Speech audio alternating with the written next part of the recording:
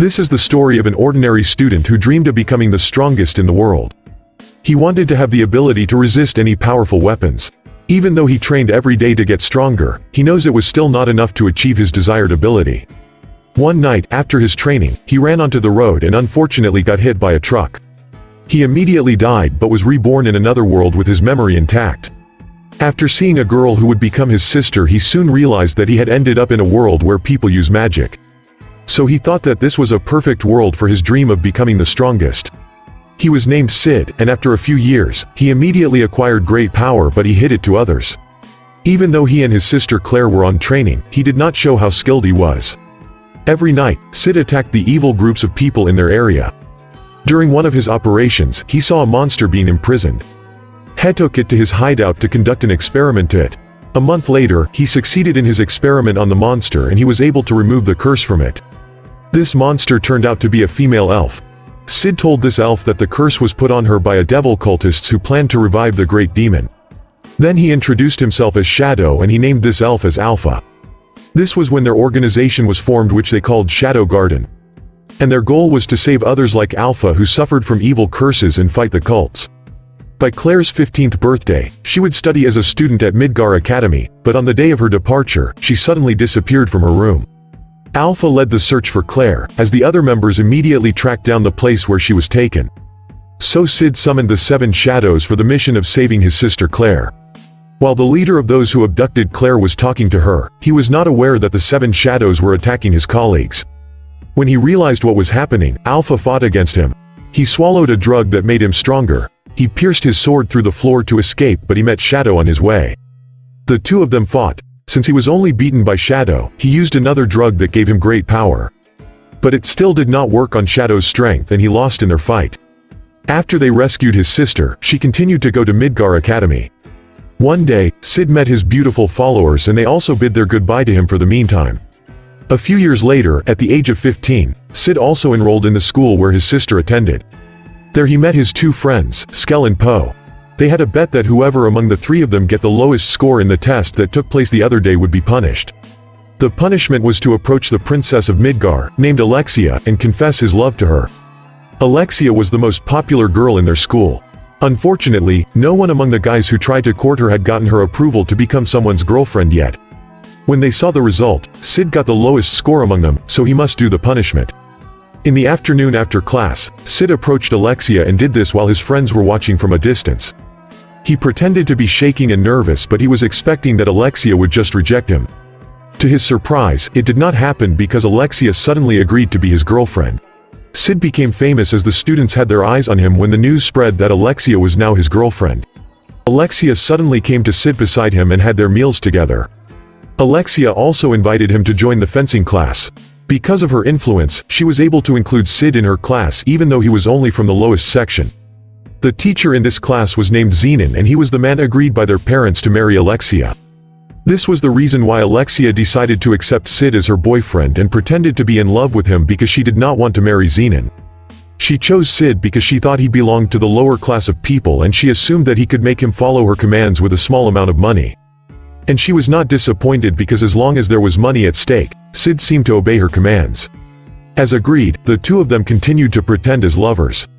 The next day, while they were about to enter the school, 3 men were waiting for Cid. They accused him of abducting Alexia because he was the last person she was with before her disappearance. He was taken to a room and was tortured in order to make him confess where he brought Alexia. He pretends to be hurt by what was being done to him so those who torture him would consider him a normal person.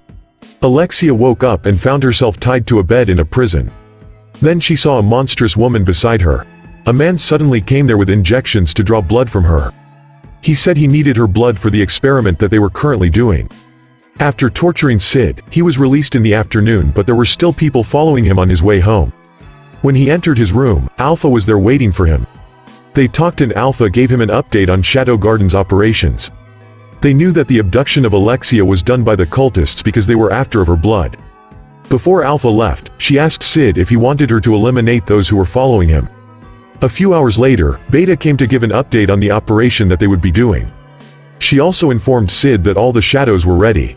Cid went down to face the 2 cult members because he knew they planted evidence in his place which could be used as a reason to arrest him again. Suddenly 2 people fell down and they were surprised because these were the ones they ordered to follow Cid. They were also immediately killed by Cid and their mission began. Meanwhile, Alexia was so weak after all that was done to her. The man came again and this time he was carrying a large injection filled with blood. He injected it into the female monster and it suddenly grew to be a horrible creature. The monster immediately killed the man who injected her with blood. Then she released Alexia from being tied, but it suddenly went wild and destroyed the place to escape. So Iris, Alexia's sister, fought it using her sword. But no matter how strong the attacks she did to it, it only regenerates itself quickly. Iris thought of chopping the monster into small pieces so it could be difficult for the monster to regenerate. Alpha intervened and told her that the monster was having a hard time with what she was doing. So Alpha did something to the monster and it immediately returned to its human form. Alexia started to walk to find the way out. She suddenly met Zenon and she was surprised to find him there. Zenon told her that he was the owner of the facility and funded the experiments. Because of Alexia's anger, she rushed at him and the two of them fought. Zenon easily defeated her. Then Shadow appeared and introduced himself to the two of them. Zenon made an attack to him but was surprised by its speed. They continued to fight and Zenon was emitting powerful auras to show off, but it seemed like Shadow was not taking the fight seriously. Alexia noticed Shadow's style of using the sword as if it was just ordinary like how she wielded it. Since Zenon could not defeat Shadow in any way he could, he decided to use his last weapon. He drank the red medicine and he changed his form into a big and strong monster-like creature. He immediately attacked Shadow but he could not even hit him. And Shadow just beat him up. Then Shadow released a very powerful aura and immediately finished off Zenon with just one strong attack. After this, Iris saw Alexia, and she rushed to hug her sister. The next day, Cid and Alexia talked. She begged him to continue in pretending as lovers. But Cid refused her and this made Alexia attack him. While Cid was walking while bleeding, he bumped into Sherry. Meanwhile, the other Shadow members met to discuss the results of their operation the other night. There were also new update on their continued search and investigation of the cults. They learned that a group was using their organization's name to do evil things. One day, Iris and Alexia went to Sherry to show them something they found in the facility of the cult where they fought the other night. They believed that Sherry could find out more in-depth information about this matter because Sherry was known for her researching skill. Meanwhile, Cid and his friends went to visit the newly developed store. While standing in line, a woman approached them, who was an employee of the said store. She invited Cid if he could do their survey. Cid agreed and accompanied her inside the store. They reached the top floor of the building and saw a woman named Gamma who was also a Shadow Garden member. Then he found out that she was the owner of this shop. She informed Cid that she used the idea he gave her to build a business. Cid could not believe the result of what she did. Though he was convinced that Gamma was the smartest of the 7 shadows, but the only problem was her clumsiness. Once settled, they also talked about the imposter who introduced herself as Shadow Garden. Gamma also introduced Niyu as their new member and even Alpha recognized her fighting prowess. After that, the three of them hurried home because they might be caught for the curfew time. Suddenly Cid felt something strange and stopped running. Cid pretended to have a stomach ache and told Skell and Poe to go home first. He knew Alexia was nearby and fighting the Shadow Garden imposters. When they cornered Alexia, Shadow came to help her and immediately killed one of them. The other two ran away quickly but Shadow still caught up and killed one of them. Niyu appeared and begged Shadow to let her take care of the opponent. The enemy immediately attacked Niyu but she was able to kill the imposter first. While in the library, Cid was thinking about who he would give his chocolate. Then he decided that the first woman he would meet was the one to receive it. As he was about to leave, Sherry came carrying a lot of books. She placed it beside him so he gave the chocolates to her. While Cid was walking to school and he immediately felt that Niyu was following him. They talked and she gave him an update about those they caught the other night. Niyu told him that the person had lost its mind after being brainwashed so she could not get any information. The mastermind took children who could use magic from the orphanages and those from poor families so they could create devils.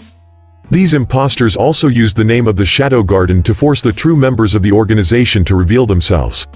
She had given a lot of information to him but what was on Cid's mind was the duel event that would take place. Cid was forced to join the duel because of the insistence of Skell and Poe. He agreed to join since he was planning to do something. He was going to fight against Rose, the student council president. He pretended to be weak and let himself to always get hit by the sword. In spite of this, he also stood up after each attack. When Rose was about to use her strong magic for her next attack, the referee cut off the fight and immediately declared Rose as the winner. Sherry called him and they both talked while having coffee. Sherry gave him a bag of cookies to show her gratitude from the chocolate she received. She also told Cid that she wanted to be friends with him. Since Cid did not see any problem with this, he agreed to be her friend. Sherry's foster father joined their conversation and he recognized him too. Then he realized that the woman in front of him was Sherry Barnett. One day while they were in the classroom, Rose and a girl entered for the upcoming election. While Rose's companion was explaining the details of the upcoming election, Cid suddenly felt something strange. Suddenly, a group of men barged in and introduced themselves as Shadow Garden members. Rose was about to try and fight but she could not use her magic.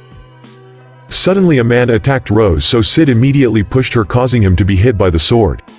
Because of this, another girl was impressed by his heroism. He pretended to be dead and was left in the room while other students were brought to the auditorium.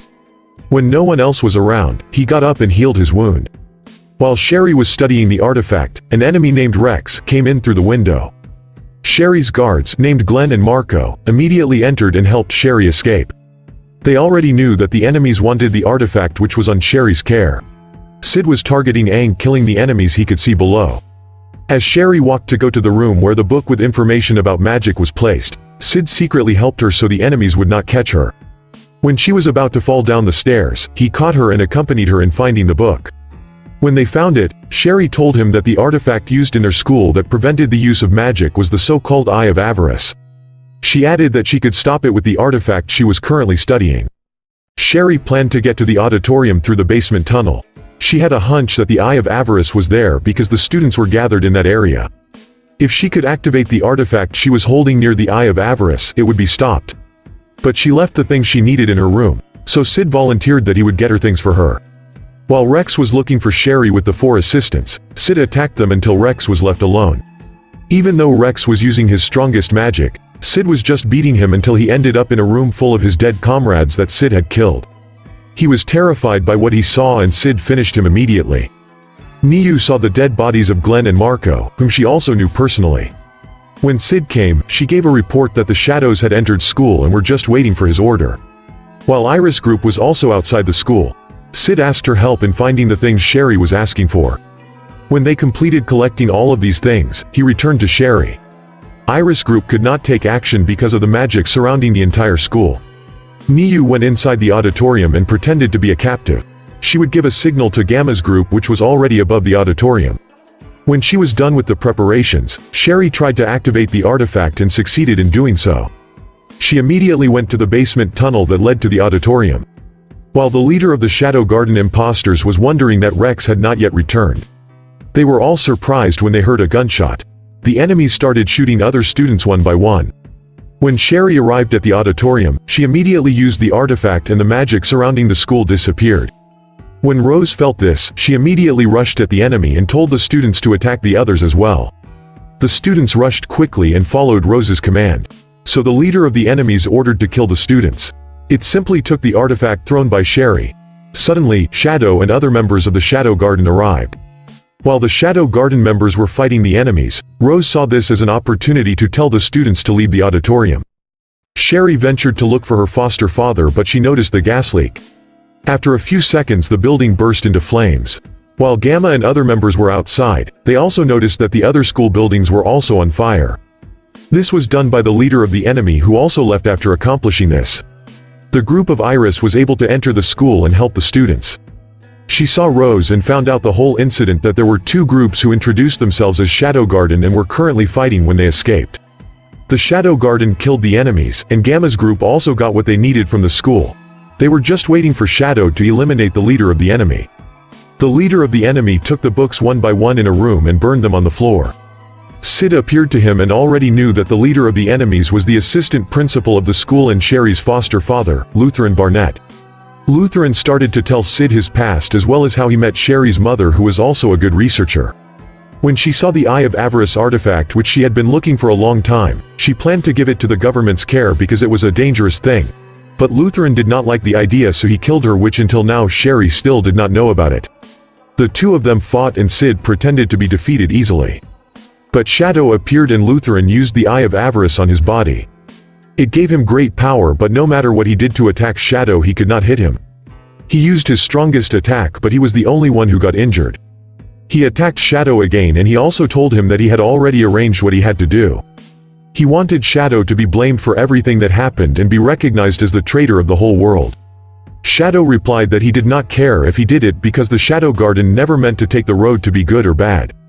He clarified that they only take the path they wanted. Shadow pierced Lutheran's arms and legs one by one, and he also did to him what Lutheran did to Sherry's mother. He left immediately, but Sherry was there, who saw how her foster father died. And he chose not to tell her the truth. While Cid was leaving school because of the early vacation that was given to them due to the destruction of the entire school, Sherry met him to say goodbye. He thanked Cid for his help and decided to just study at Lagos. She added that she had no reason to stay there. Because of the early vacation, the other students went to their respective homes. Since Cid had no plans to do at home, he just hid from his sister so she would not take him back. He received a letter from Alpha for their next mission, and it was in the Sacred Land. Meanwhile, the Shadow members, Beta and Epsilon, faced each other to argue about who was noticed more by Cid between them. In the middle of their argument, Niu came to inform them of the new mission sent by Alpha. On the other hand, the sisters Alexia and Iris went to Gamma's shop so Alexia could shop for things that she would use in her upcoming departure to the Sacred Land. Cid started a trip to the Sacred Land and Rose was with him. He could actually get to the Sacred Land quickly, he just had to wait for it to get dark and run very fast. But he chose to take the train like an ordinary person, but he realized that he made a mistake in this decision. Because when he arrived at the train station, Rose saw him, and this was the reason why they were together on the trip. When they arrived at the Sacred Land, they started looking at the goods sold on the streets. While the two of them were walking, Rose saw her favorite writer, Natsumi, who's giving her autograph to those who bought his books. Rose immediately lined up and take the opportunity to get her favorite writer's autograph. As Cid looked at the displayed books on the shelf, he noticed that these were the same books he had read in his previous life. He was thinking that this might not be a coincidence and that maybe someone else like him has reincarnated and lived in the same world. He went to the line and found out that it was Beta. And like Gamma, she also used the information she learned from Cid. Because Beta liked literature, she wrote the stories she learned and published the books.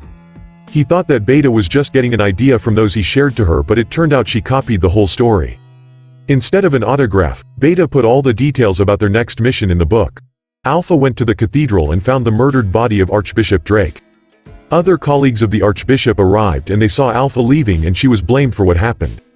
They immediately ordered to close the entire cathedral to prevent Alpha from leaving the area. As Cid was eating ice cream while observing the area from above, he noticed someone was running on the roof of a building. When the person descended, he noticed Cid approaching, so he attacked him. He only hit the spoon used by Cid in the ice cream he had eaten. Someone attacked the man from above and it died instantly. It turned out to be Epsilon. Then she informed Cid about the current status of the mission, including the assassination of the Archbishop and its perpetrator. The next day, Cid decided to take a bath in the hot spring, but Alexia was also there, who was shocked to see him enter the area. While Cid was just relaxing, Alexia felt awkward and could not stand it anymore, so she talked to Cid. Cid asked what made her go to the Sacred Land. Alexia replied that she was a special guest for the goddess trial. Since Cid did not know anything about the goddess trial, Alexia explained it to him. The goddess trial was held once a year when the door of the sanctuary opened for a ritual battle. That the ancient warriors would wake up from the sanctuary and fight anyone who challenged them in a battle. Alexia also mentioned about the assassination of the Archbishop, and one of her goals in coming to the Sacred Land was to audit him. Cid changed the topic and told her to stop staring at his Excalibur. To hide her embarrassment, she described it more like a worm. So he replied that she should not immediately judge it based on its external appearance. Then he stood in front of Alexia at the same time, which caught her off guard. Cid got out of the bath and Alexia was left there stunned. The day had arrived for holding the goddess trial. A lot of people attended, including Rose and Beta, better known to most as Natsumi. While the incumbent Archbishop Nelson was speaking, Alexia remembered his refusal on her to conduct an audit on the late Archbishop. When Natsumi's name was shouted, Alexia turned her attention to the girl next to her. While Natsumi turned her head and glared at Alexia, she thought that she was more deserving for the times when Alexia was with Cid or Shadow. In Alexia's annoyance, she stepped on Natsumi's foot while Rose just smiled while watching Cid. The battle started until Cid's name was called as one of the challengers, which surprised Alexia and Natsumi. Cid was thinking about his possible choices once he entered the arena. First, he thought to fight as Cid, but if a strong ancient warrior came out, viewers might thought that he had strong powers. Second, is to ran away, but the name of his school had been mentioned and he might be removed and put the entire school into shame for cowardice once he did this. And the third was what he thought would be better for him. So he fought as Shadow and his opponent was Aurora, known as the Witch of Calamity. Since Alexia and Rose did not know anything about her, Beta told them how powerful Aurora was. Then Beta begged Nelson to tell more what he knew about Aurora. So Nelson said that she was the most powerful sorceress in history. He added that Shadow was just unlucky that she was the one who would fight him because he surely could not do anything to harm Aurora. But Alexia did not agree with what Nelson said because if this person came out as Shadow's opponent, then Shadow's strength was definitely at Aurora's level,